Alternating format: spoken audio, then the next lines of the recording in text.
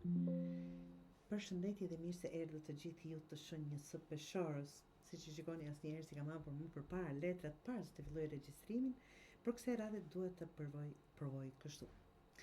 Dua të kem kohë të analizoj letrat pa presionin e regjistrimit dhe të dal pothuajse gati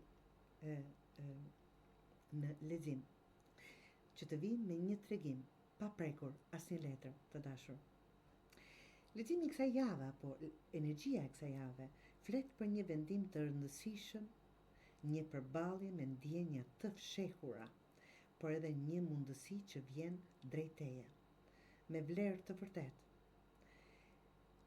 Jeni në një periudhë ku mendja është e lodhur, ku netët janë të zgjatura me mendime, me pyetje dhe me fjalë të pathëna.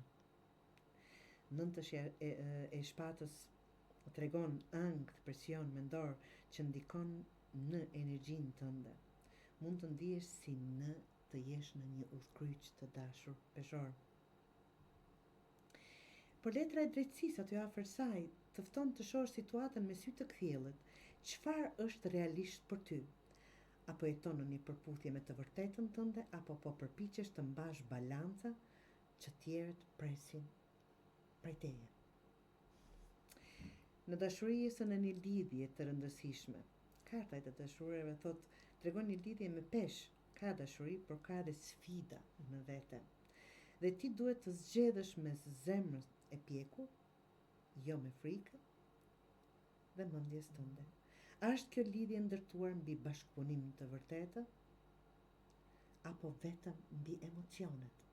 Shpeshherë mendojmë se jemi dashuruar, të dashur peshor.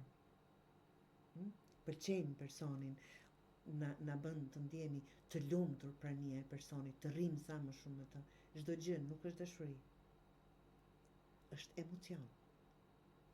Dhe këtu është ajo zgjedhja juaj, të bëni ndarjen e kësaj. Por, çfarë të vazhdojmë leximin? Oferta është në horizont.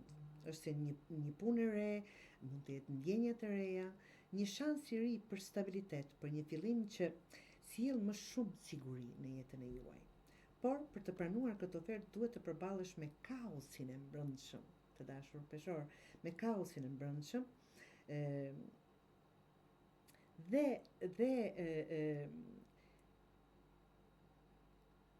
atë çfarë është e pathënë ose e papranuar, ta them ashtu.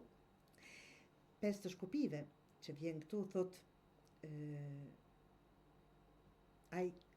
ato gjëra që janë kaos, por më vonë dhe 8 të shkupive, 5 kaosi me lajme të mira.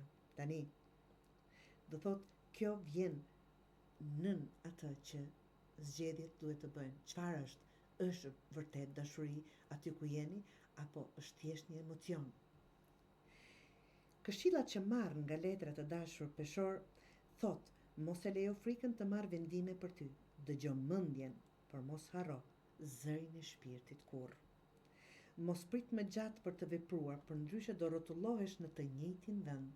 Është ai cikli që bën pa ndërprer, pa ndal, dhe nuk dalim kurrë dot nga I rreth.